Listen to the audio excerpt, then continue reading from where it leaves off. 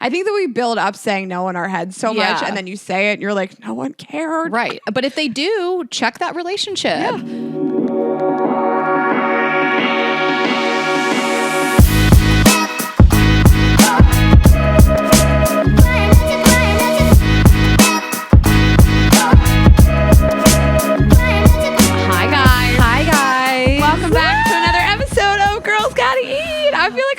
I know. The wallpaper's up. It looks so good. This studio is straight gas.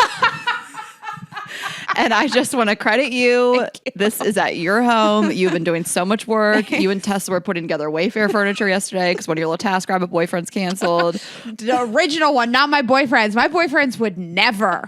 Hot Gabe and Hot Seth would never do that to me. I mean, it's really coming together. I mean, really what we need now, if you're watching for this shot of us, is just the neon sign. Yeah. And we ordered a bigger, better one. Yeah. We're like, too small. No, new one. So we have another neon sign coming, and it just looks so dope in here. I just can't even believe it. This could not be more perfect. It's giving Beverly Hills Hotel. That's what it is. The Beverly Hills Hotel wallpaper, pretty much. I feel like I'm not dressed appropriately. I'm in a Wawa sweatshirt. You can go upstairs. I have 1,000 sweatshirts. I know you do, bitch. 2 of them are at my house. I can't take another one. Notice. I really was having I'm not having the best day of my life. I'm not having a bad day, but this is like really elevating my mood. This is the best part of my day. Just like being here, see it all laid out. We really did do so much work. Tessa and I were here for like 6 hours unpacking, vacuuming, cleaning. Like it was just a lot. She was amazing yesterday. She built that shelf really. I didn't really do much. Okay, Tessa, a little side hustle. We see Tessa on TaskRabbit. She starts being distracted at work. She's got her like TaskRabbit hustle. She keeps keeping weird hours. We're like, we never know what she's doing. But we finally did it. And we have this whole YouTube, which we're so proud of. And every episode in full is on our YouTube channel. And this should make it even more fun to watch. So this beautiful space that we're really proud of. And our new sign from Vintage Roots will be here soon. Yeah, we had a little bit of a rough morning. We just really have a lot on our plates. It's okay. It's an honor to be able to do everything that we do. I feel so blessed. But I was running behind, of course, and then I dropped my powder and it shattered on my floor. Nothing worse. And it's like kind of hard to find this shade, this thing that I use, and then it like got in the crevices of the white marble bathroom floor, and I was cleaning it, and I was like, this will ruin at least the next hour. Ashley and I hate to have a problem we can't solve. We feel that we are very good problem solvers, and it's like, who are you gonna call? Sephora? Tessa, you gotta go to Sephora. No, it's actually like a product that I can't live without. You know, like I'll put it like on my neck. It's like that cover on makeup, and it's like every time I go to find it, I'm like, they're like, oh, we don't have that shade. You know, it's like one of those situations. And it's shattered, and there's nothing you can do. That's such a like woman nightmare. Like men truly couldn't understand. Or have you ever dropped, well, never mind. I was going to ask you about a skincare product, but you wouldn't understand. What is skincare? Like if you drop like a glass serum bottle. What happens? I'm just saying like one time what happens? I one time dropped like a expensive serum and it just shattered and it was all over the floor. And I remember posting on my Instagram story years ago and people were like, I felt that in my soul. There's just glass It everywhere. hurts. And then you have glass too. I will tell you the only thing I can relate to it is I dropped like the extra large bottle of Frank's Red Hot in my kitchen and it exploded. The glass, the red hot sauce. I was like, I have to move. I'm never going back in that kitchen again. That's so it brutal. hit every part of the walls, the cabinets. It smells bad. There's just glass everywhere. The glass on top of it. You know what? One time I dropped an entire giant sugar thing. You know, sugar comes. No!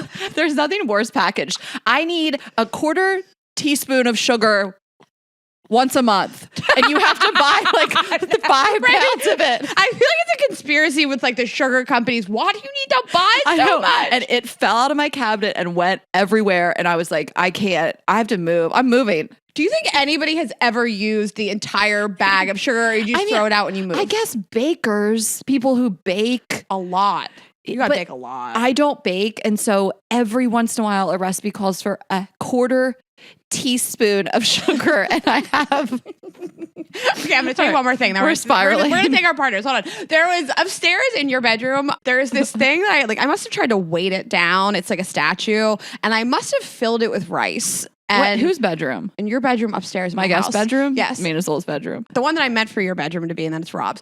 The cork dropped out of it and rice exploded throughout my house. And now every day I'm just walking around with little crunchy pieces of rice on me. I bought a vacuum. I love it. It's no match for the rice. You don't want to get that Dyson all riced up? I found sugar forever till I moved. There was sugar everywhere. That stuff makes you just want to say fuck it all. And move. Seriously, every day you're like, why is my life so sticky? Did you remember my maggot situation? Do you remember the maggots? No. In the original apartment. In my first apartment, I was like, I think I'm just going to walk out and not come back. I think if it wasn't for Dewey, I would have left and never come back.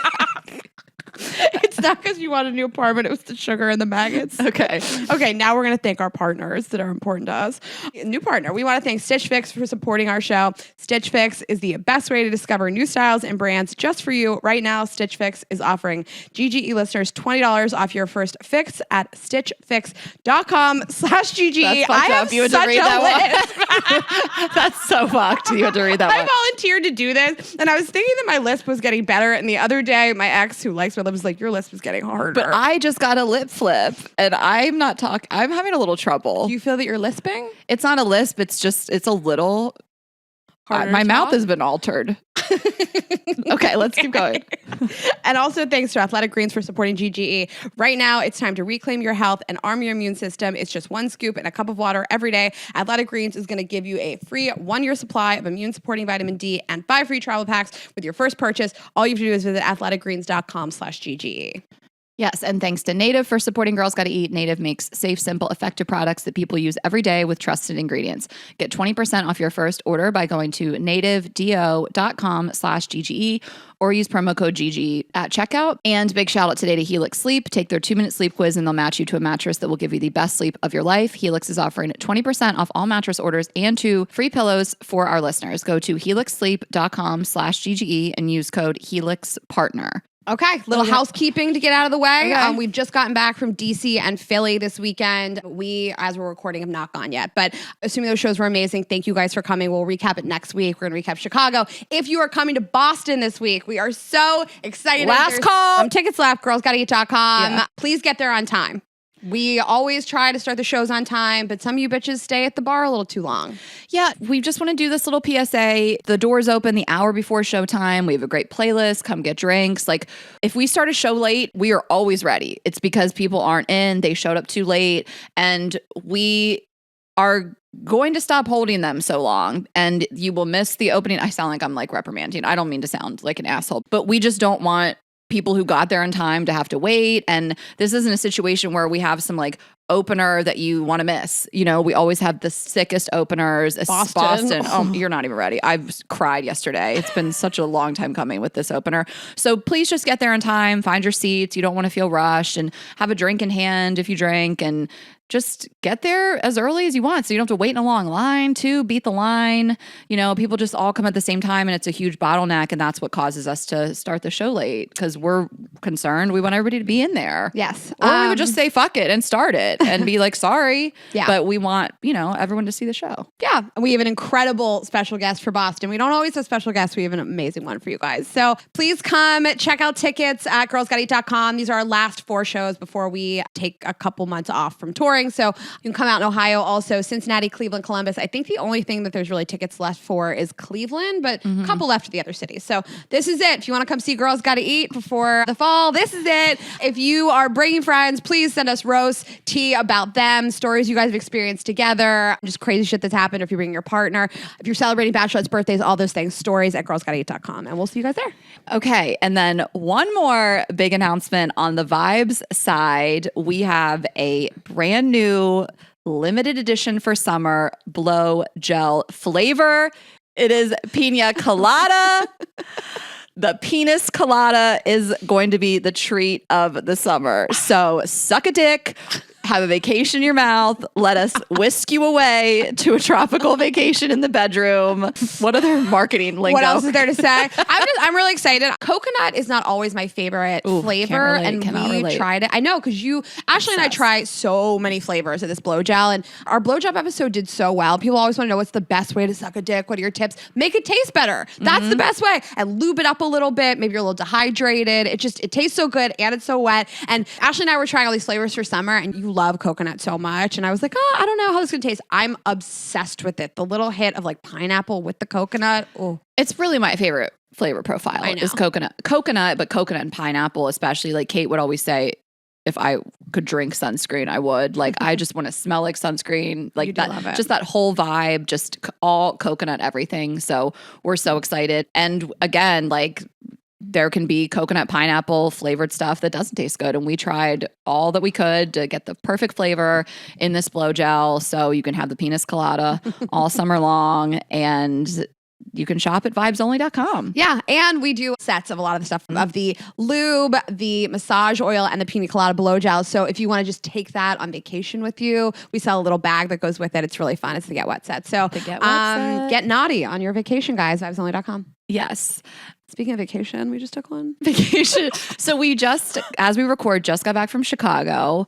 It was A+, 12 out of 10, perfect weekend in every way. It really was. It made me so happy. It was so wonderful. My brother, Matt, and my sister-in-law, Steph, came because I really just wanted them to see another show and take a trip. This was their first trip away from Jay, my new nephew, and we really got to do all the things. They did so much. I just sent them a list of all the like really cool touristy stuff to do. Chicago is one of those cities that like the quote-unquote touristy stuff is pretty dope.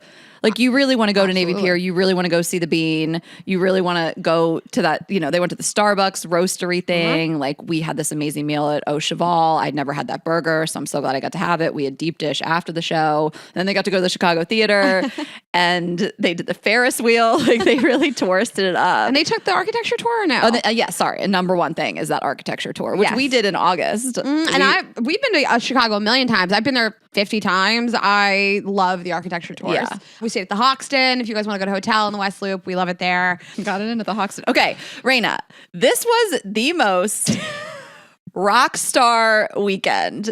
We did a show at the motherfucking Chicago Theater. Okay. We go out afterwards, after party for us at this brand new place, Bodega, which they have one in Miami. They just opened in Chicago the day prior, had the best table in the place, bottle service, sparklers. They brought out the sign that said girls gotta eat. Right, we're just dancing. We're with all of our friends. We're with the stars of our literal favorite Netflix show, Natalie and Deep D from Love is Blind. We're dancing, we're drinking, we're throwing back shots. You start hanging out with the hottest guy in the place. Well, I was trying to make someone else jealous and it didn't work. But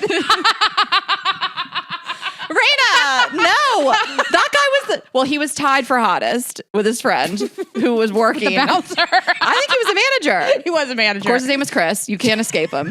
And like literally you were hanging out with the hottest guy in the place. You start making out with him. I bring home a dude back to the hotel. A very tall, hot dude. Tall.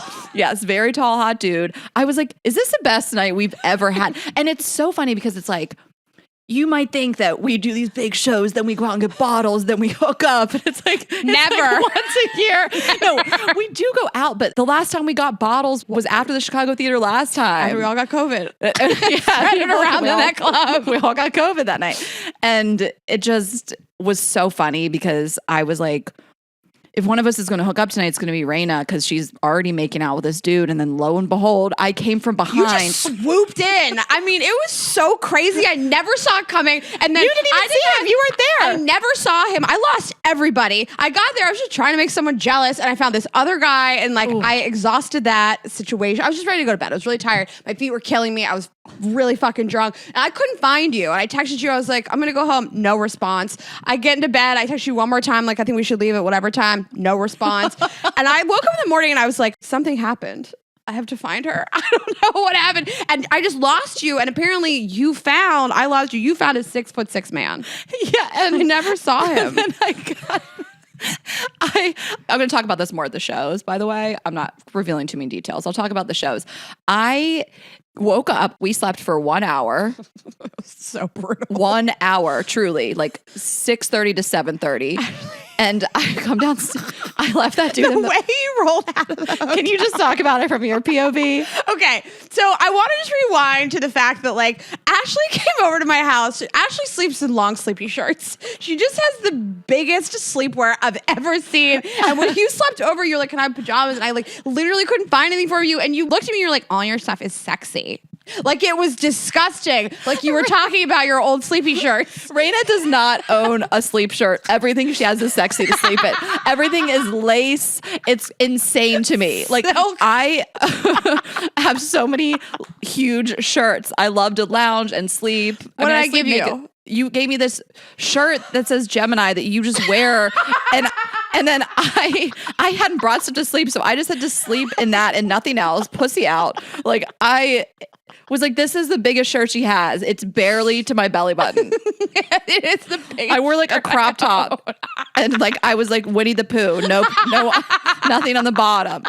You have no big t-shirts. I'm like, haven't you ever fucked a dude and stolen his t-shirts or his sweatshirts? No, like, I have sexy stuff. I put that on. I sleep naked. Was so you like think you know somebody, and then you start spending more time at their home, and it's so funny to me. I was like, no, like I just need like a big t-shirt, and you were like, what? I don't have any of them.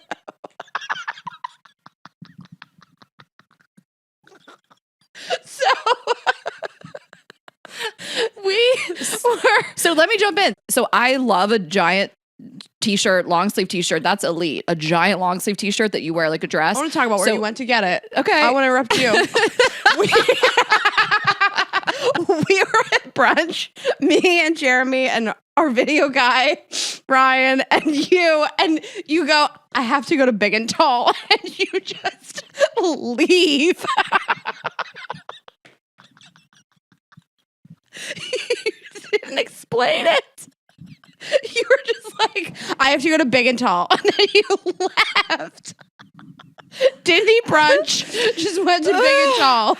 And you were with your brother. Okay. Which well, is why. It was Destination XL. And Matt loves a Destination XL. If they're listening, hi guys, please send us some free stuff. Send Ashley some tell long sleevey Shaq shirts. tell Shaq we want him on the podcast. Matt loves Destination XL, and they're not all created equal. Like the one in Delaware is not great. He's gotten every decent item of clothing that they sell. So when he goes to a big city, he wants to go check them out. Like New York, whatever, Chicago was really nice. So he was like, I need to go to Destination XL.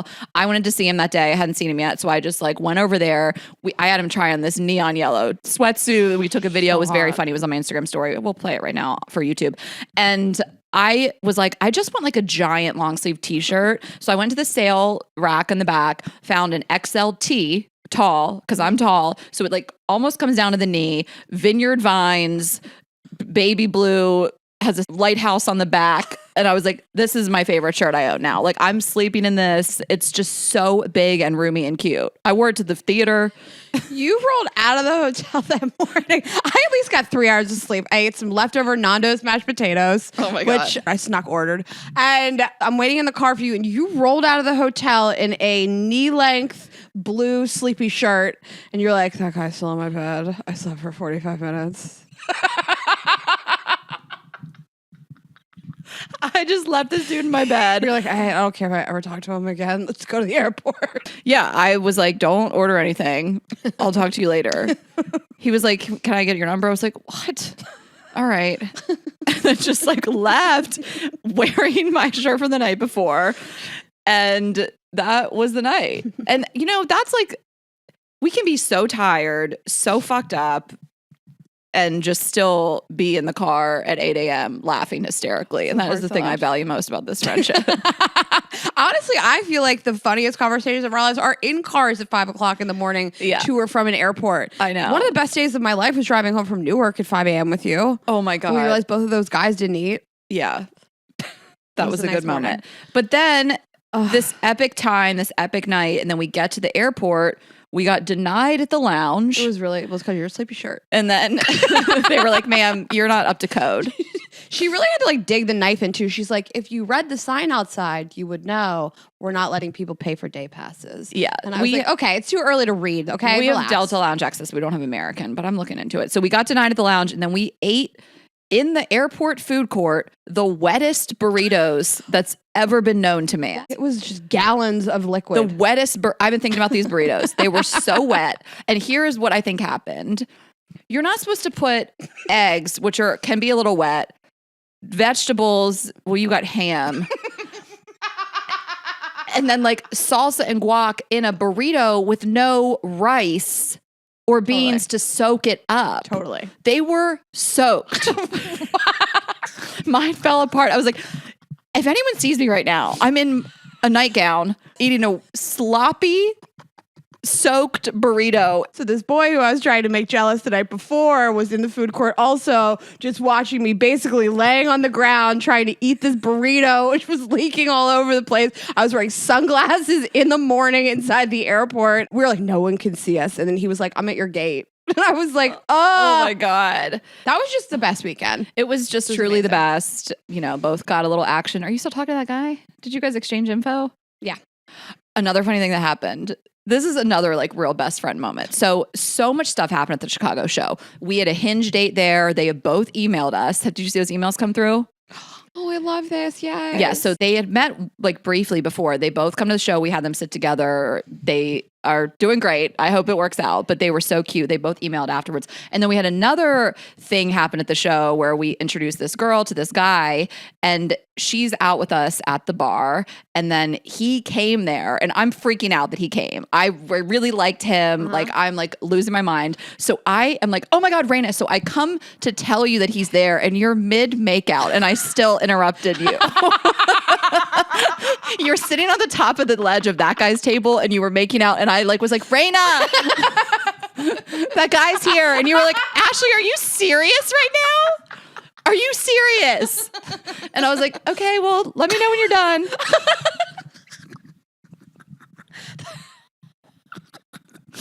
Like, the way you looked at me was like, she can't possibly be doing this right now. This guy's tongue is in my mouth. And she's like, excuse me. She's like, if I could just steal you for a second. Can I steal him for a second? That guy was so hot. Oh, he was so hot. Good. And his friend, oh my God. Oh. I was like, I need to give up on the friend because he's working. He's at work. You know, like he's going to have to be here till 4 a.m. Totally. Totally. And then we came back here and, you know, I am just doing check-ins with myself still. Like, was this the right move? Like, I'm a lifelong New Yorker. And when we landed here and I got to just like lay in my backyard and just like be in the sun, it was nice. It was a moment of just like, it feels so good to come home here. This feels like home. And it's just nice to feel like you made a good decision. Yes. Yeah. I know. I'm so happy. Let's take a quick break and then we'll pick this right back up. Okay. Well, another thing that we love to do when we get back home is sleep in our beds. And we both have Helix mattresses for days now because we have guest rooms now for the first time in our life. So we each have multiple Helix mattresses in our homes and we are truly so obsessed. You guys can just go to helixsleep.com/GGE, take their 2-minute sleep quiz, and they'll match you to a customized mattress that will give you the best sleep of your life. And you'll get 20% off all mattress orders and 2 free pillows. So I'm just going to go rogue on this and tell you that I am having an even harder time sleeping outside of my bed. Like, same. As much as nice hotels have nice, comfortable beds, it like doesn't matter. Like, I fall asleep right away. I sleep through the night. I am just so obsessed. This is my first time having a king bed in a few years, and I love it so much. I have the Helix Moonlight Luxe, and then I actually have the Midnight in my guest bedroom, and I've slept on that mattress too, and I love it too. I have the Dusk. I also have the platform that they sell. So yeah, like it's I have the frame. A perfect frame, and then I have their mattress topper, and I have their pillows. Okay. What did I sleep on? A Dusk? I don't remember. It had a topper. Yeah. You guys will figure out what you I don't remember, but their website's great. You just say like what kind of firmness you use. Do you sleep with a person? Do you sleep solo? Do you sleep on your back, your front, whatever? It's a quick quiz, and then they'll send you what they feel. They just selected for me, and I love it. Yeah, you fill out a couple questions if you want soft, medium, firm, how you sleep, like Raina said. And there's 20 unique mattresses, so not too overwhelming. And then the award-winning Luxe collection. There is a newly released Helix Elite collection. There's a mattress designed for big and tall sleepers. You guys know I love a big and tall. And even a mattress made just for kids, which I love that. So So they really know you're going to love it. They offer a 100-night trial and a 10 to 15-year warranty to try out your new Helix mattress. And we're just obsessed. This is all we sleep on. And when we're apart from our Helix mattresses, we don't sleep as well. So we really want you to try it. And again, check out the newest, most high-end collection, the Helix Elite. They have harnessed years of extensive mattress expertise to bring their customers a truly elevated sleep experience. There are 6 different mattress models in the Elite collection, each tailored for specific sleep positions and firmness preferences. And those are going to have your 15-year manufacturer's warranty and the same 100-night trial as the rest of their mattresses. And we love the pillows as well. We have a discount for you. Helix is offering 20% off all mattress orders and 2 free pillows for our listeners. Go to helixsleep.com/GGE and use code HelixPartner. This is their best offer yet, and it won't last long. With Helix, better sleep starts now. And a new partner, which I'm excited to talk about because I really used to use this a lot, especially when I worked in corporate America. But spring is here, and Stitch Fix has a range of wear now styles, spring forward colors, trends, and patterns to help refresh your wardrobe. And I'm going to get through this without hitting my lips too hard. It's going to be fun. And with Stitch Fix, you get a personal stylist, which is really fantastic. The website is so fun to use, and Stitch Fix is here to keep your choices in mind. And they can't it's just like, I can feel your struggle.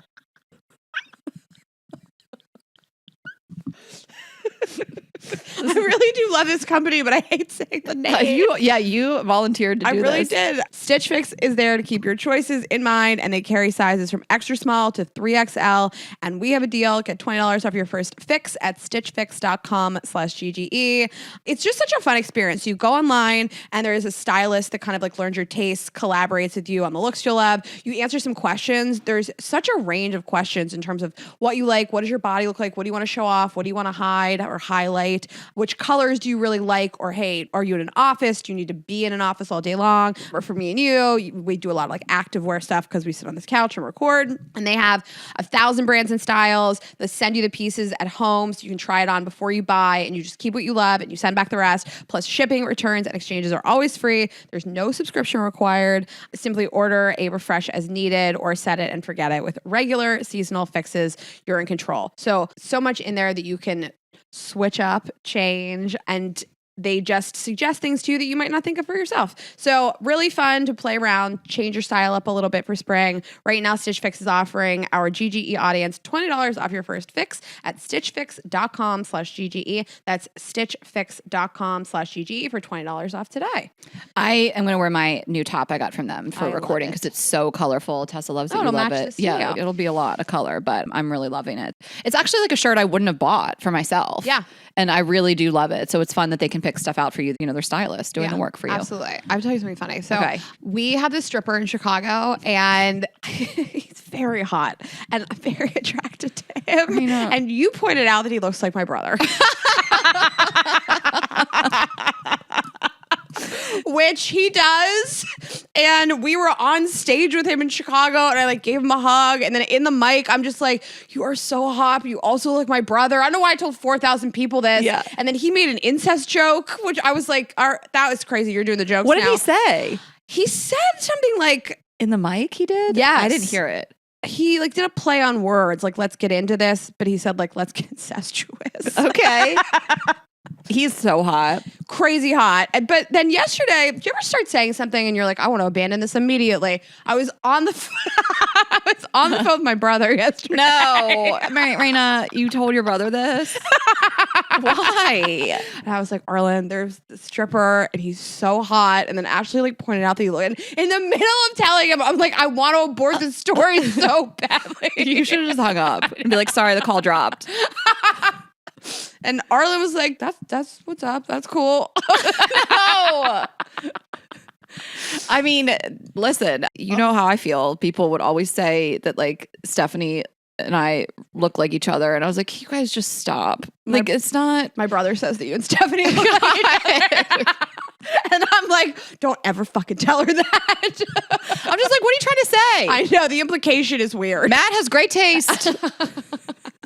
Matt knows true beauty when he sees it. I think you're both beautiful. I don't think you have any similarities. I think you're both beautiful women. Thank you. But other than being tall, like if Steph was my height, would anybody think that she looked like you? Probably not. I mean, I can see it like a little bit, but not, to the extreme. If you saw a picture, you could think we were related. Mm-hmm. We don't look that different. I look more like her than Matt. Yeah, you look more like everybody than you look like Matt. You look way more like me than you look like Matt. Yeah. No, that's so funny. I did want to say this earlier. We did have the same strippers from Hunkomania that were also in Milwaukee. We love them so much. If you were in Milwaukee, you saw these guys because there wasn't local guys there. So we had them come from Chicago and brought them back. And they just did this cowboy thing. And it's so fun. And you guys loved it. And the opener, I think I mentioned this last week, but it was before we actually experienced them. And it was the Pack drumline and just unfucking believable. I was like losing my mind when they were practicing. So good. They have a residency in Vegas. So if you guys just look them up, I mean, they're on Instagram, the Pack Drumline, and you can look them up online. They've been on America's Got Talent. They're on YouTube. And again, they're in Las Vegas, and they were the official drumline for the Chicago Bulls the past couple seasons.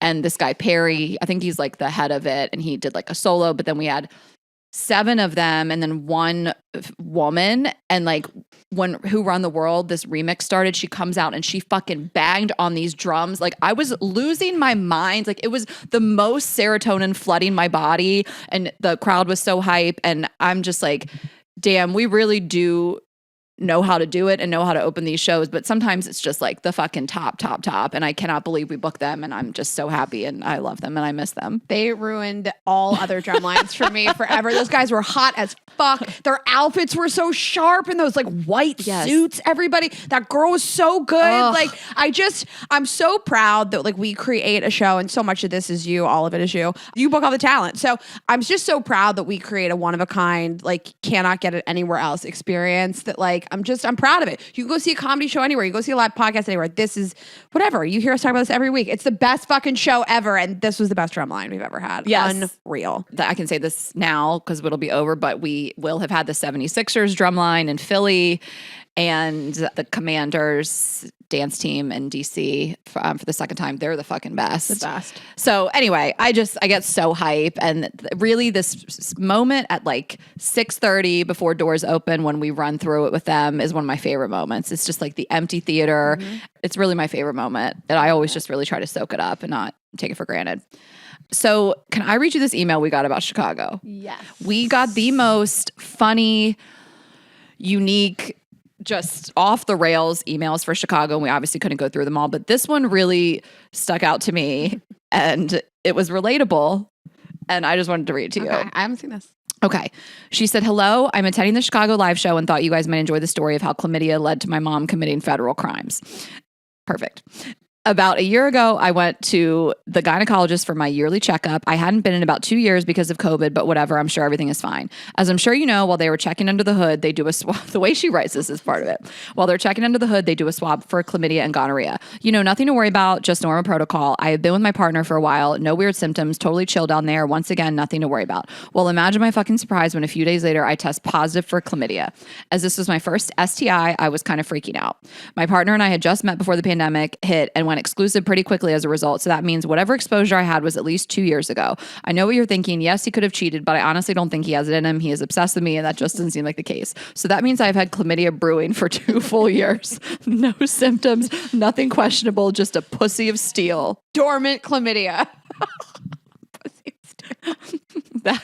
And also, while we're here, there is nothing to be ashamed of or with any of this. It's just like, we've all been there and are worried about something like this. And we're going to talk more about STIs actually next week with our guest, but okay. She says that's not even the worst part. So we both take the medication, get retested at a clinic rostered closer to my apartment, blah, blah, blah. I thought the whole thing was behind me and I was good to move on with my life. 3 months later, the doctor's office prints and mails a letter, who does that anymore, telling me I am due to be retested. But instead of sending it to my current address, they send it to my parents' address. So of course, my sweet mother opens it to read, you are due for an office visit to have the chlamydia culture redone to check for reinfection. Please call our office to retest for chlamydia as soon as possible. Retest. And also, she goes, and yes, chlamydia was written in all caps in the letter twice. Why'd they have to all cap it? So after a very uncomfortable phone call with my mom, the sending of some test results, the removal of my parents' address from my medical record, and teaching my mother that opening someone else's mail is a federal crime and HIPAA violation, I was able to put the whole deal behind me. I honestly don't know what was worse, the future physiological harm of having an untreated STI for 2 years or the psychological toll of having the safe sex talk with my mom at the age of 25. So excited for the show. So do you know my story? Have I shared it? No, you're reminding me of your dad finding your vibrators, but this is worse. So I swear I've shared this, so forgive me if you've already heard it. But when I was living in Dewey, this was the summer after I graduated college. So it was like 22. It was the last summer I lived in Dewey with my girlfriends for the summer. And I'd had randomly BV for the first time ever, like a month prior from when I was with my college boyfriend and whatever. And so it was like a weird summer for my pussy. But I was also always in a wet bathing suit and I was a slut, whatever. And so you treat your body like chaos at that age. Yeah. I'd had to go to the gyno with the BV and I got a panel for STIs, I guess we call them now, STDs back in my day. Okay. And so that was that. And my mom calls me and I remember I'd had a buzz. I'd had a few drinks in me. We were about to go out. So why is she calling me at 9 p.m. anyway? So she calls me at 9 p.m. I'm with the girls, having drinks, ready to hit the town, all dressed, all dolled up, ready to go. And she goes, hey, I got this envelope from LabCorp and I opened it. And I was like, first of all, why? She knows you and your name was on it and it was your LabCorp. Why did she continue? And she was like, I was like, okay, mom. And I was like, you want to tell me what it says? And she's like, reading it. Oh, it says here you have chlamydia.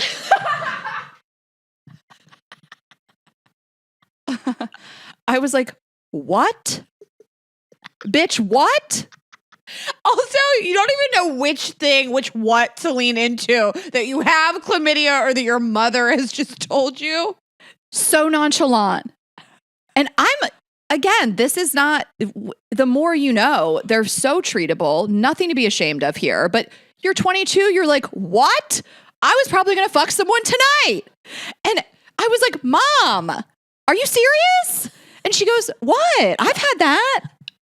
No. She goes, it's not a big deal. Your mom. There are so many bombs going off in this conversation. And I'm losing my buzz. My stomach is dropped into my asshole. I'm like, what is even happening? And then she goes, oh my gosh, I'm sorry. I was just reading the stuff that you were tested for. You're all negative. What? I was like, bitch, I swear I was to God, not ready for the story. Do not call me anymore. That was the last time you talked to your mom. Who gave her chlamydia? The only thing that could have made this worse is if she told your dad gave it to her. No, it was some sailor. Of course it was. Or some Navy guy. I'm sure he was a smoke, knowing my mom. She is hot. Did she? So's your dad. But the whole rest of the summer, my girlfriends I lived with would be like, it says here you have chlamydia. It says here you have chlamydia constantly. So I couldn't believe when I got this email because I was like, oh my God. I don't know the story. This conversation's insane. It was so insane. And then that was the same summer. I haven't had BV since.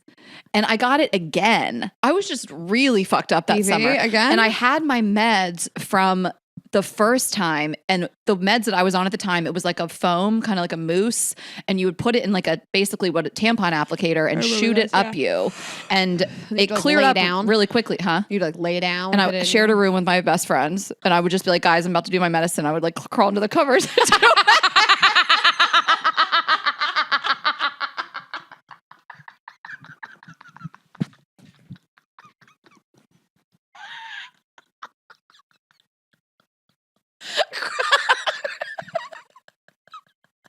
Crawl under the covers. Yeah, you're in a beach house that a bunch of 20-year-olds can afford. It's polyester comfort and people can probably see straight through them. I tell you that this is not an exaggeration because this beach house was the smallest one we lived in and it was 600 square feet, 6 girls. Oh it was God. 3 girls to a bedroom. I was in a twin bed and then Corey and Corey were in bunk beds. And that was one that had the ceiling fan. I was like, someone's going to die on this top bunk. And then I got BV again and I still had a lot of the medicine left, but I didn't have the applicator. So I called my gyno. I was like, I just need the applicator. And this nurse was like, listen, I'm not supposed to do this, but I'll meet you. And I'll meet you. I'll hand off the applicator. Did they not have CVS back in that day? It was this like, I don't know. I didn't know where I could get that. So she was like, I live near Dewey. I'll just meet you. And so Corey drove. I'm not supposed to do this. Like it's a Coke deal. So Corey drove me to this woman's house and she came outside with a paper bag and gave me this applicator for my BV meds. You finally did it, Ashley. All these years I've been waiting for you to make this BV story not so terrible, and you finally did it. Ashley likes to remind me every 3 to 4 months that she had BV. Tell me the whole story. Finally made it a good story. Raina, this is not the tampon. This is the other BV time? Oh, I didn't get BV from the tampon. What happened? What, with the tampon? Yeah. They just took it out. Isn't that BV? Isn't that BV? The smell that happened. Isn't that was just the tampon stuck up there. So what you're saying is that I've brought up the story now. We all know how I had a tampon stuck up inside me for a week and I thought I had an STD, but lo and behold, it was just a tampon. We all know this. And it's funny because I don't say this to brag, but after that summer, I had nothing wrong with my vagina till my yeast infection of 2021. That's crazy. But yeah, I don't know. It was a weird summer. This is amazing. And Corey was like, I will never forget when we had to meet that lady for that applicator. And she came out with an unmarked brown paper bag. I mean, can you imagine? And just gave it to us in our car. And we drove off. And then you went home and like crawled under the covers to do your meds. And then we would just go out and get fucked up. I was definitely fucking dudes on the BV meds. You know I was. Absolutely. It's good lube. No. Stay juicy. That's crazy. Next week, I do want to talk about how I'm feeling because I'm off birth control, but we can talk about next week. So you said juicy, so juicy pussy, because that is something I am feeling. I don't know if it's placebo effect or not, but I don't think so. I do see like a change in you. You just... What? It's not like you like stomp around being like miserable every day, but you feel a little lighter. Let's talk about next week. Yeah, I really am excited to talk to you about it. Okay. Anything else from your end you want to chat about? I've dominated this with my chlamydia. Honestly, I had a bunch of stuff to talk about, but I don't care. What? None of it was BV related. Have you ever had BV? I've never had an STD. I've never had BV, not to brag or anything. Maybe I have, and I just didn't even know. I used to get yeast infections kind of a lot and UTIs. Yeah. I used to get UTIs a lot. And while we're here, so next week we have on a guest, and she is going to talk about having herpes, and I'm really happy to have this discussion as it's something that affects so many people, and a lot of people have it that don't know they do. It's just so common. And again, like we want to share this story and not a like, oh my God, can you believe it way, but just we love to normalize this stuff. Yeah. But there was nothing normal about your mom going through her mail and telling you have chlamydia. And then telling you that she had chlamydia from a sailor. All right. Well, we have an amazing topic today, but let's just thank a couple of our partners and then we'll get into it. Okay. I am telling you guys about Native. I have been using my Native body wash, my Native deodorant. We could not live without these products, truly. And this time of year, most importantly, is their sunscreen. So Native has this incredible, quickly absorbing, ultra sheer, hydrating, and lightweight sunscreen formula, which offers broad spectrum SPF 30 protection from UVA and UVB rays. It's made with oils derived from plants that seals in skin moisture, and it's vegan and cruelty free and dermatologist tested, suitable for sensitive skin. And here we go. They have 3 delicious but subtle scents like coconut and pineapple. We're obsessed. My favorite scent and flavor profile, rosé or sweet peach and nectar for your face and body. And there's an unscented option. So I do like the unscented on my face, and then I do the coconut and pineapple all over my body. And Native sunscreen is compliant with the Hawaii Act, which was passed in an effort to protect Hawaii's reefs. So we love that. We're just obsessed with everything that Native does. Yes. Like they do not put out a product that we're not obsessed with. Ever. So we always used to hype the deodorant, still love it. All the scents are incredible. Then the body wash, cannot live without it. Us and Cardi B, we love it. It's the only reason I shower. Yeah, 100%. And now the sunscreen. So we really want you guys to get on this for summer. And the rosé, you might be like, what is rosé going to smell like? Oh, just you wait. Smells amazing. No one does the scents better. And the sweet peach and nectar is such a favorite. I remember having that deodorant. I was like, these juicy peachy pits just smell so good. And of course, the number one thing you can do for your skin to prevent aging and just general skin health, prevent against skin cancer, all the things is sunscreen. So really don't forget it. Every single day you should put on sunscreen, especially in the summer. So you can give your skin the protection it deserves with Native's mineral sunscreens. Right now, go to Native nativedo.com/GGE or use promo code GGE at checkout to get a sweet 20% off your first order. That's nativedeo.com/GGE or use promo code GGE at checkout for 20% off your first order. Yes. And finally, Athletic Greens, which I take every single day since they become a partner. And I just love them so much. I'm going to give you guys a discount, tell you all about it. Athletic Greens is offering you a free 1-year supply of immune supporting vitamin D and 5 free travel packs with your first purchase when you go to athleticgreens.com/GGE. Basically, every time I work out, it's not a workout drink, but when I finish, I take 1 scoop of AG1. I put it in about 8 to 12 ounces of water, and it is 75 high quality vitamins, minerals, whole food sourced superfoods, probiotics, and adaptogens. It does so many different good things for your body, and it's the easiest thing I've found to build into my routine. I will quit a routine so fast if I have to do anything outside of my norm, but all I have to do is put this in some water and shake it up. I like the taste. It's really easy. You should be drinking more water anyway, so 8 to 12 ounces, and then it can really focus on all kinds of different things. It supports your nervous system, your immune system, energy, recovery, focus, aging, and like I said, sustainable routines are really key. So very simple to build something healthy into your diet, and you can sign up for a subscription, which comes with a year supply of vitamin D, which is so important to add in the winter months, but also throughout the year. And your subscription comes with a year supply of vitamin D, which is fantastic. Right now, it's time to reclaim your health and arm your immune system with convenient daily nutrition. It's just 1 scoop in a cup of water every day. That is it. No need for a million different pills and supplements to look out for your health. To make it easy, Athletic Greens is going to give you a free 1-year supply of immune supporting vitamin D and 5 free travel packs, which we love, with your first purchase.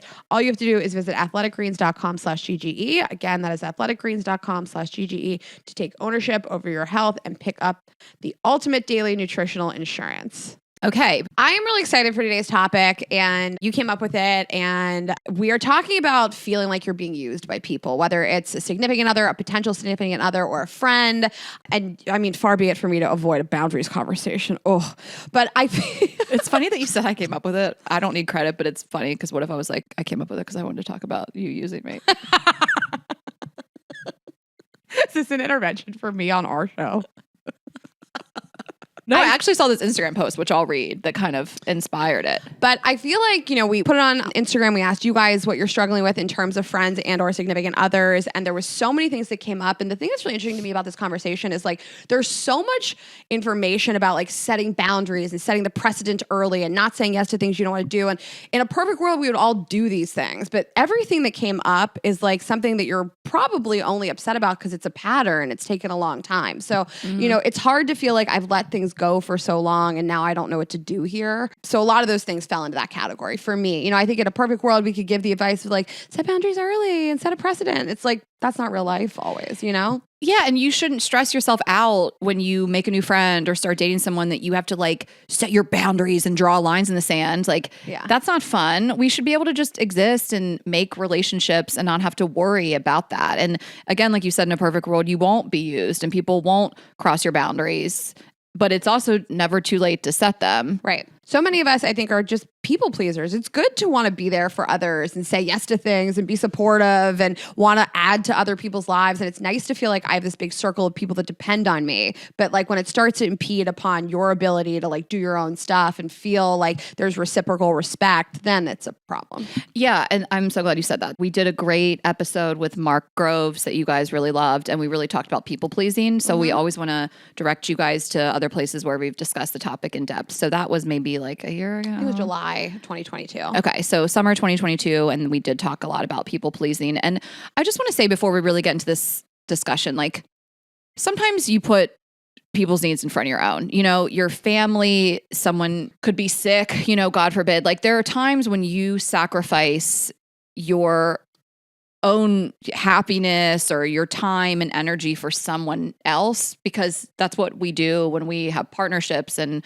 we care about our family and friends and our pets and whatever it may be. So I just kind of want to remove that from it. That's not exactly what we're talking about today. I think there's exceptions to every rule, because overall, I don't think that you should sacrifice your own well-being and do things for people at the expense of yourself.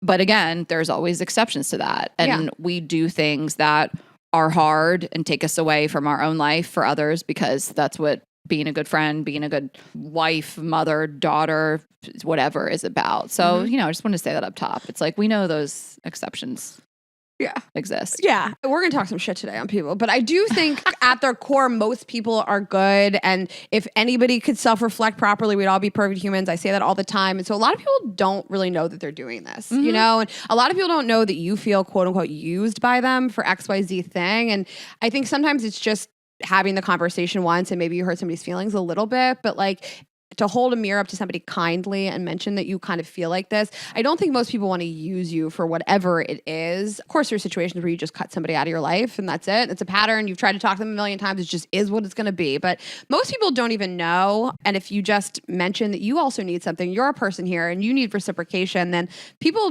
do take the opportunity to change, I think. Yeah. And of course, there are people that are just shitty people that are using you and they know they're doing it and they're going to see what they can get before you cut them off if you ever choose to. And I think there's people that could be using you without realizing it, and that could come from their own trauma as well.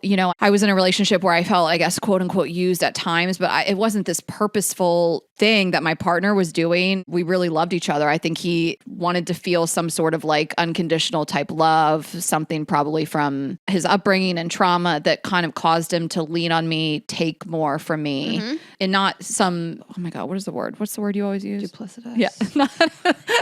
And not in some like duplicitous, as Raina would say. Manipulative way. Yeah. I think some people, I always think about Nedra and her book about boundaries and her episode with us, Nedra Tawwab, where she said that some people just think that this is what your relationship is. So for example, like, and we're going to cover these things, but like maybe you always make the plans in the relationship and you're pissed about it, but somebody else just thinks like she's so fucking good at this and she likes this and that's the role you fill. Or maybe somebody just feels like Raina and Ashley, for example, like our job is to give relationship advice. And people, I mean, I always say this too. I feel like people corner me at a party and then they pile on me. But I'm a good listener and I mind for details and I give a lot of advice. And maybe people just think that like that's what the dynamic is because you and I do this for a living and it's fun. And sometimes I just forget that like I'm allowed to change the conversation. I'm allowed to talk about me. I don't have to sit here and listen to you talk about you for an hour. I don't even know you.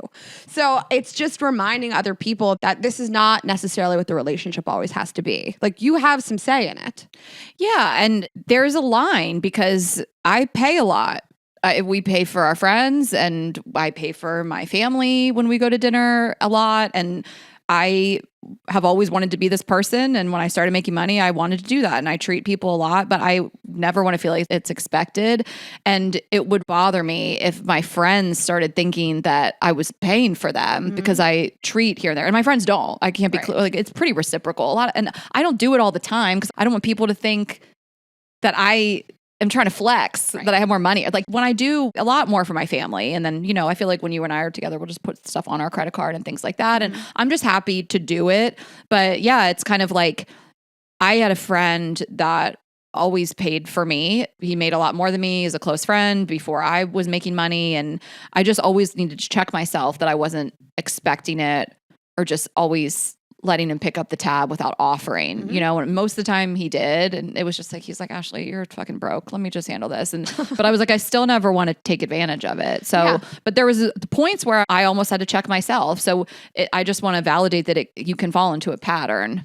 Oh yeah, definitely. And it's fine to like, I think the money with friends comes up a lot and feel like you're the one that always pays. One of our friends texted me yesterday and he was like, I sent you a Venmo request. You never paid me for Coachella. And I was like, oh my God, I don't want you to think I was like avoiding it. And I don't get Venmo requests. So like people do have to remind me and it's like fine. And just like, I'm the one that ended up feeling embarrassed. Like, I think some people are like, I don't want to send the Venmo request or ask. And it's like, I feel embarrassed because I didn't pay him and I don't want him to feel like taken advantage of in any way. So there's nothing wrong with, of course, asking for the money and asking to split stuff. And I have friends that are always like, I don't want to be weird about this. And it's like, no one should be on the hook for somebody else. Yeah. Ever. Yeah. So you should ask. Yeah. But I was thinking like when you were talking about your ex and thinking that like, this is just how this relationship is. Like maybe like in romantic relationships, there does always tend to be like one person that's like like maybe supporting the Gives other a little person more, yeah. And maybe the person on the other end is like, she's more capable than I am. Yeah. She's figured it out ahead of time. And they just feel like, well, maybe Ashley just likes to do this because she's more capable of XYZ than me. And it can feel like you're being taken advantage of so much, but maybe the dynamic has just arisen that like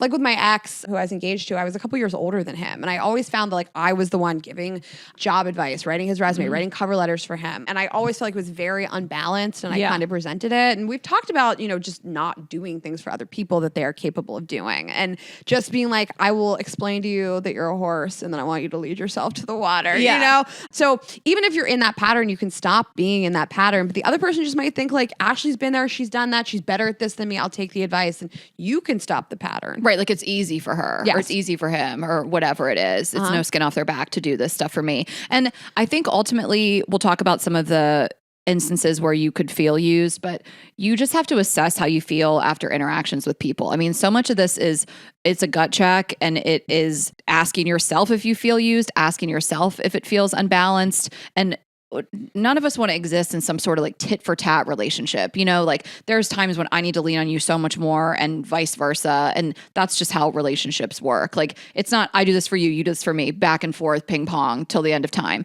So it really is a matter of also being like, is this just a time when they really need me? And would they be there for me if I needed them too? And it sometimes is a matter of asking. I've said this before. I felt like my partner wasn't doing enough around the apartment. I asked him for help and he started to help. Like some people just need a little bit of a push. And if you feel like someone is constantly taking from you, ask for something back and see if they give it. I think with the housework, the cooking, the cleaning, like with partners that you live with and feeling like they don't contribute, the first thing I want to do is check my own behavior. Do I criticize them every time they wash a dish? Because I do. I will nitpick that stuff. Do I say you don't vacuum right, you don't clean right? Like, is the natural response for that person to be like, then you fucking do it, Or I remember like watching that scene in Love is Blind where like Zainab is watching Cole cook a meal for her and she's like criticizing every single way that he does it. And it's like, if you feel like your partner doesn't do those things for you, are you criticizing them when they do it? If we're removing that, if you're like, absolutely not, I would love it if they did that, then just ask. Yeah. And we covered this on the weaponized incompetence episode too. We don't need to like go in so much in the weeds. I think this is also with friends. Like, is someone constantly asking you for, I don't know, tickets to something or some hookup somewhere or job, something like whatever it is, like, could you ask for it back or something that they could provide to you? Like, is there a way that you can turn the tables a little bit and see if this relationship benefits you in the same way? And I think that there are some ways to tell if people are using you. I mean, I think it's how you feel. I think there's inconsistencies. Is someone only nice to you when they want something? Like, is someone crossing your boundaries, not valuing your time, things like that. I'd want to just cite this quote from this Refinery 29 article, and we can like link it, put it on YouTube, but it says, the coworker who tricks you into taking her load of the work by way of flattery, the family member who assumes you'll pick up the check again, the friend who only calls when she's got her eyes on a pair of shoes and you wield a discount at Barney's.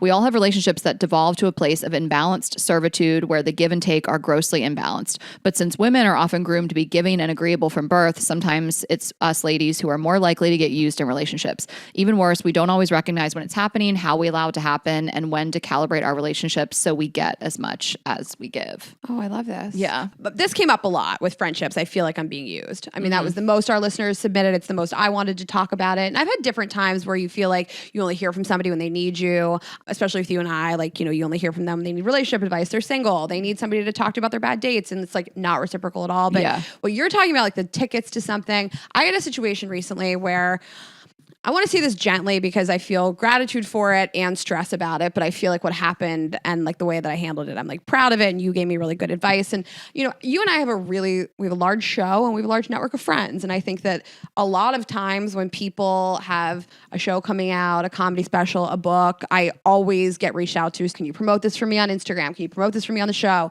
And there's different levels of it. If it's one of my close friends, I will go to the end of the earth to promote anything you're doing. If you are on a show, if you wrote a book, if you have a new podcast, even if it's direct competition with you and I and what we're doing, I think a high tide rises all boats. I don't care. I feel really happy to promote everything everybody's doing. If I don't really know you, or if it's just been a constant you asking me for things that I've never asked for anything, I start to get a little frustrated, and I'm just like, where's the trade-off here? And I want to be kind and I want to support what everybody's doing, but at some point I have to say no. At some point you have to like take care of you. So I'm honored that we have a large network of people, but sometimes it feels like you can feel a little used sometimes by people that are constantly asking. So I was saying to you that I felt a little frustrated that a lot of people all at once were asking me for things to promote their stuff. And I was like, this person's never done anything for me. This person's never done anything. You and I have a podcast and a merch line and a sex toy company and a tour. And I was just like, are these people ever going to offer to reciprocate? And you were like, well, did you ever ask? It like hit me like, I've never asked. And I think maybe some people just assume you and I, we're good. We have enough promotion. We promote ourselves. We go on our Instagram. We talk on our show. And it hit me like, maybe these people don't know that I want them to help promote our stuff because I don't ask. And I decided to just see how that went. And every person that I just said like, hey, it would really help me out if you did this thing, if you promoted our tour or whatever, every single person was just like, I love you girls. I would love to absolutely save the world, and did it immediately. And it was a nice feeling for me to be like, okay, all you have to do is reframe this a little bit and give people the opportunity to succeed. And like I said, I do think people are good and they do want to help you. And I've just never asked. Yeah. You know? I mean, but that's almost the question I ask myself. Like, again, I can't stress enough. My close best friends, family, I'll do everything for you forever. But other people, can you promote this? Can you promote that? Can you do this thing for me? The first thing I ask myself is, would they do it for me? And if the answer is a hard no, then just no. I'll just ignore it. Like, I don't ignore my friends, but people who I don't really consider a friend, I can ignore it. Fuck yes. Like, sorry. This happens to me a lot from like my food blogging days and people that I was acquainted with back in the day that I have not maintained a relationship with. And since then have not promoted my show that I own or my sex toy company that I own. And occasionally maybe like a DM that says like, that was funny, but like people that I know don't even listen to our show. And to hear from them and to ask to promote their books or something they have going on or their own Instagram. And I'm just like, you would never and have never done this for me. And you've had all the opportunities in the world. Yeah. So why are you checking in with me about this? And I just ignore it. Yeah. Or you can say like, sorry, I just don't really have the time or the capacity for that or whatever. My way of moving through the world is not just to like brush everything off, ignore everything. You can also say something, but I just want to empower people to be like, if this isn't someone you consider a friend and they're asking you for something, you can just ignore the request. Yeah. If you feel like it. Yeah. Sometimes it's just not somebody that I need to insult. I don't need to say to them, this is a crazy thing for you to ask me, or I'm a little insulted, or you've had the opportunity to promote this and you did not. Yeah. I think it's fine. Sometimes I don't need to have a conversation where I insult somebody. I think that like people mostly just shoot their shot. And they're hoping that you'll do it for them. Yeah. And if you just ignore it, whatever, they'll assume that you're busy. Not that you're the worst person in the world. And I feel like people that are people pleasers get in their head, like, I want people to like me and I want to say yes to things. And are they going to hate me? And it's like, do you hate every person that's ignored a request of yours? No. Well, and I like that you said that. Like, it's not always about being used. Like, you're right. Some people are just shooting their shot. And there's nothing wrong with that either. And you can take it or leave it. You know, everyone that asks someone for something is not necessarily some user. They could just be like, this would help me out. I'm just going to try. And you know what's going on. I wrote this down too. I think that if you devalue yourself, others will do it too. So I think it's thinking of how you treat yourself and how you talk to yourself, you know, and do you have negative self-talk? Are you a person that follows through with your goals? Like, do you have trauma that you haven't really dealt with or things that's happened in your past? And what are your boundaries like? And again, we did an episode with Nedra Tawwab, and her Instagram is a wealth of information as well. And she has 2 books now out, and plenty of people talk about boundaries, professionals that have a wealth of information. But I think that too, it's always good to start from within.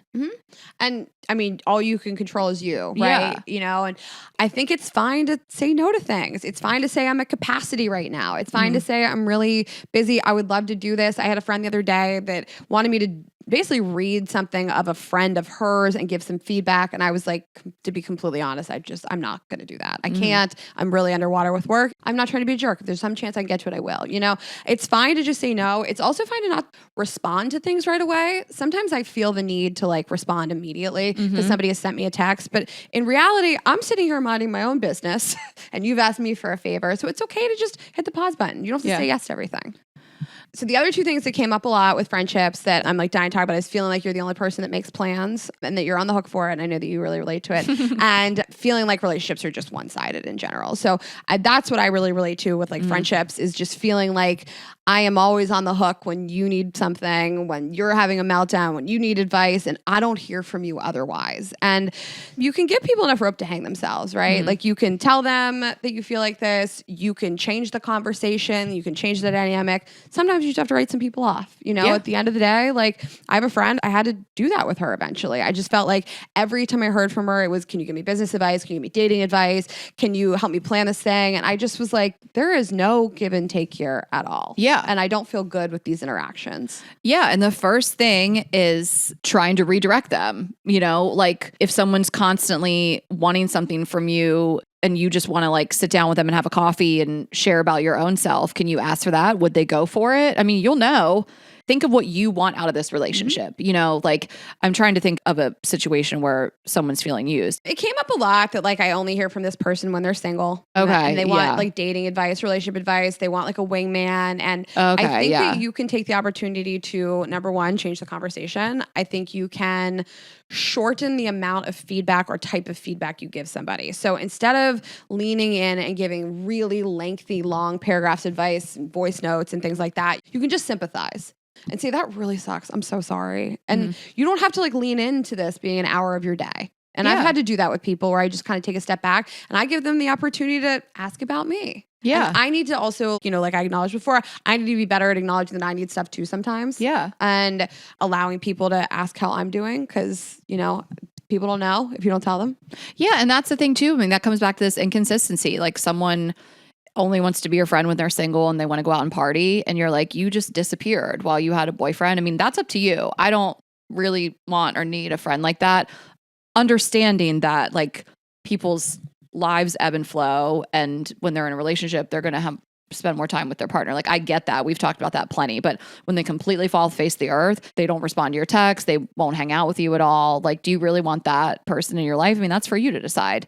And I just think that you can just try to redirect them to get what you want out of the relationship. And if they don't go for it, then you might be being used, and that's for you to assess the relationship.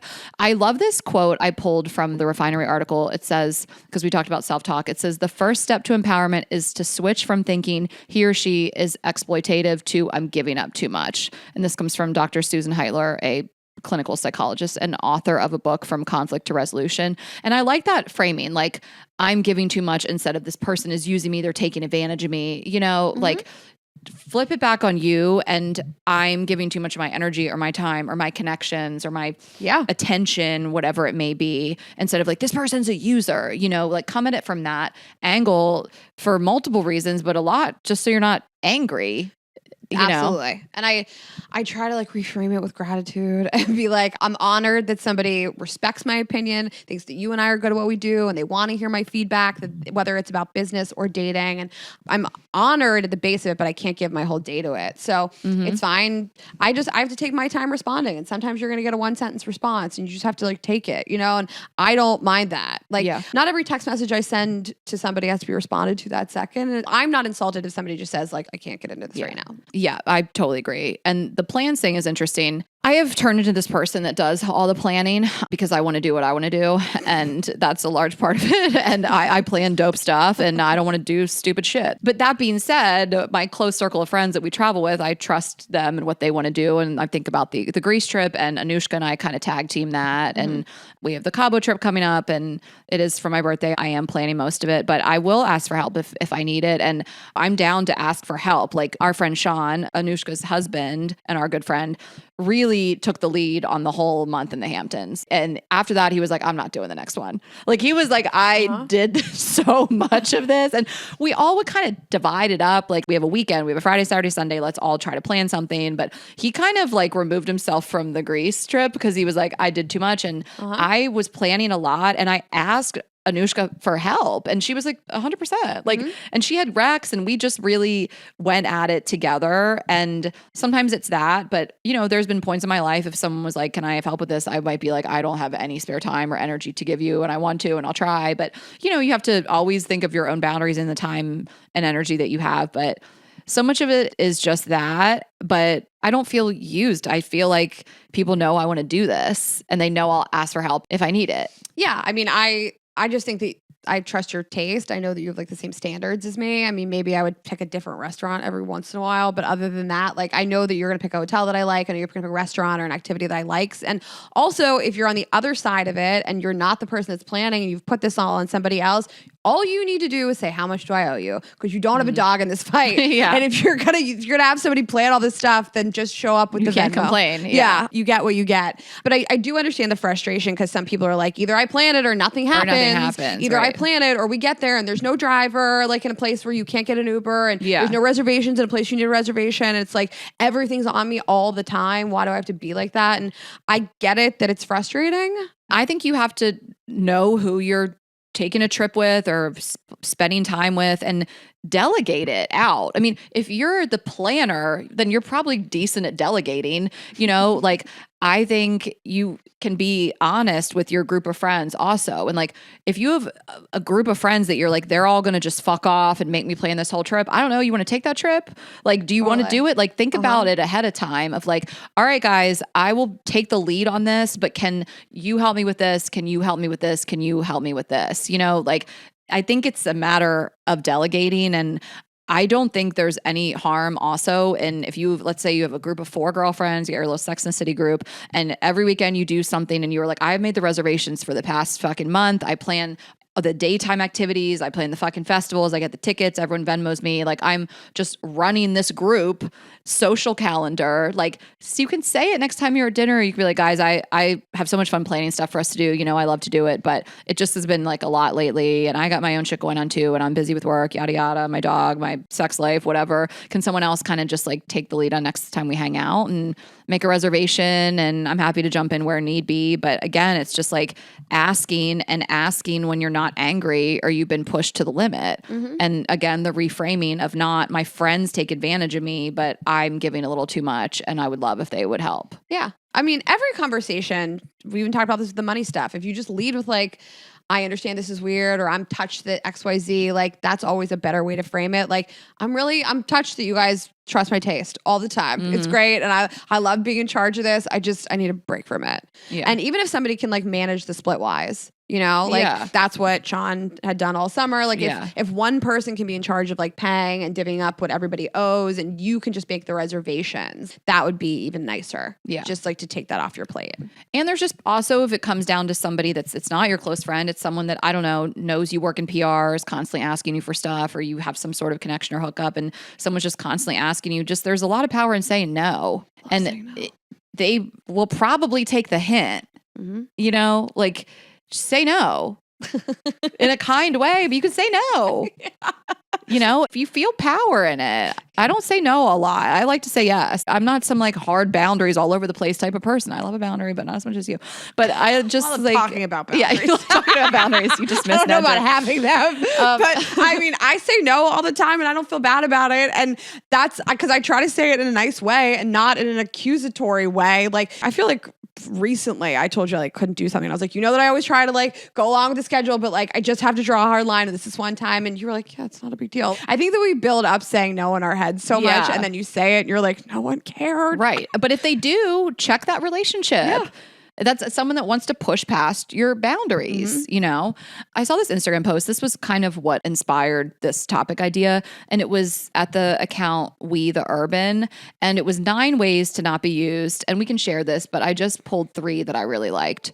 And one was believe red flags, trust your intuition. I think that's obvious. We talk about that all the time.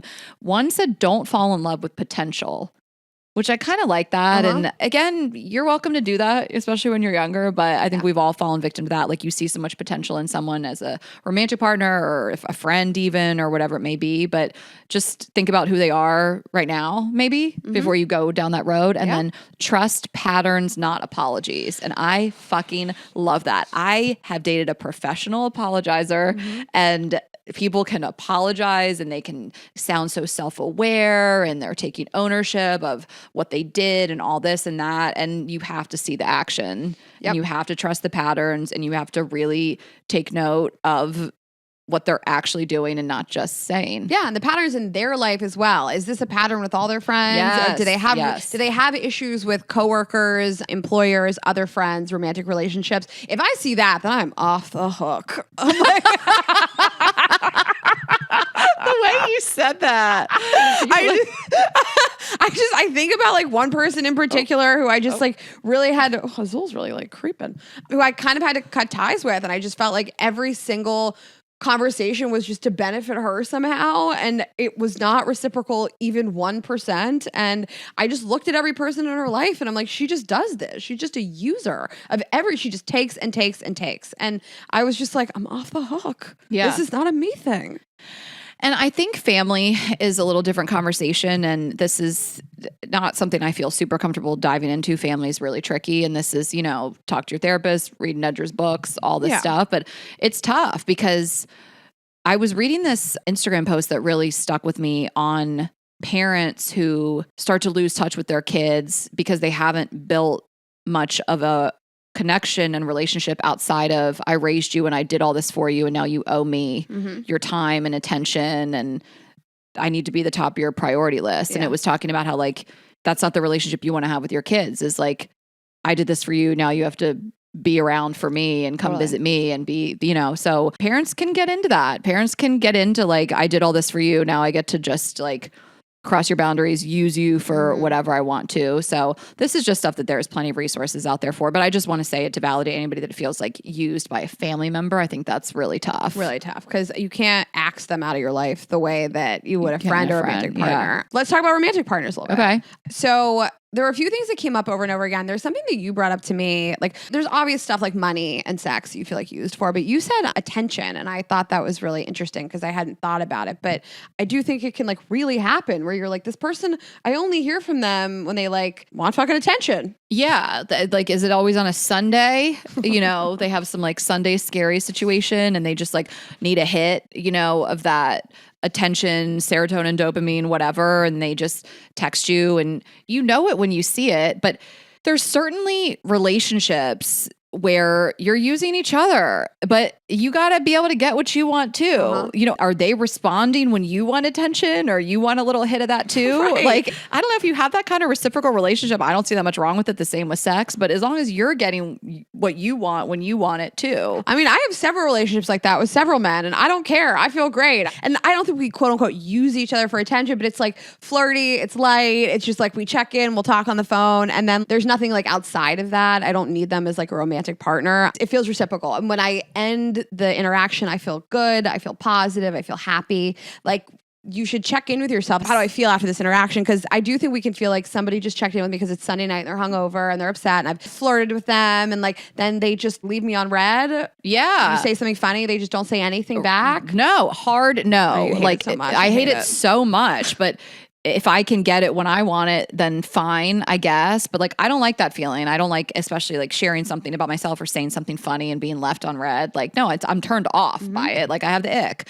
But I think we talked about, you mentioned money and we kind of talked about that a lot, but wasn't one of the responses like someone slowly moving in? So funny. Yeah. So this thing that came up, it really surprised me, is feeling like your partner has slowly moved into your house and did not have the move-in conversation with you. And I was like, who would do that? And then I was like, that happened to me. Oh my God. My first like serious boyfriend in New York, I lived right by his job. And like I got a new apartment. He lived in Queens. I lived in the Upper East Side by this hotel where he worked at. And he just like moved in.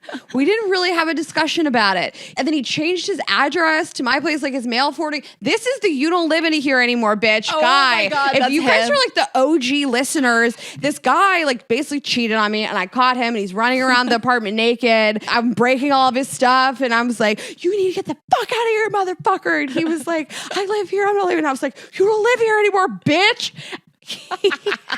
He wasn't on the lease. He just like slowly moved in. Crazy. And I was like, how did this happen? But like, he did pay for more stuff. So like he paid half the rent and then he also paid the bills. So I don't care. I mean, this is like old hat conversations we've had. Like you just have to sit down with somebody. I mean, you can even kind of use the format of our conversations that we discussed last week with Ramit of like, if you are in love with this person, like, hey, I love you and I love having you around, but it feels like you can say it light, like you're kind of slowly moving in. And I'm not saying that I don't want to live with you one day, but I'm just kind of trying to get a read on what's going on here. And I want us to have healthy boundaries and have our own space and just use all these buzzwords and just like put it back on you. And again, just come from it as a place of this is a little much on me.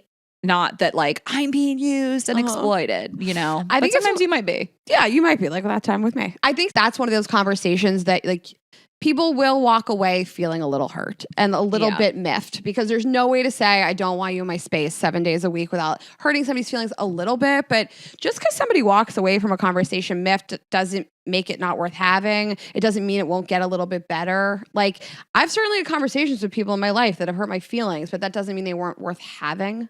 Yeah. And you will feel better eventually or not. I mean, you should give people the opportunity to, like I said, hang themselves. Yeah. And you just really need to start these on a positive note. I mean, if you tell me like, Ashley, you're like so hot and so funny and, you know, you're the best person I've ever met, but I need some space. Like all I heard was hot, funny. Take what you need. I don't care. Like what'd you say? Fine. I'll leave. I don't care. I'll get my own place. I'll move out. You turn me on so much. And what would turn me on even more is less of you. But so much of this is like, here's what I need to be in a healthy relationship with you.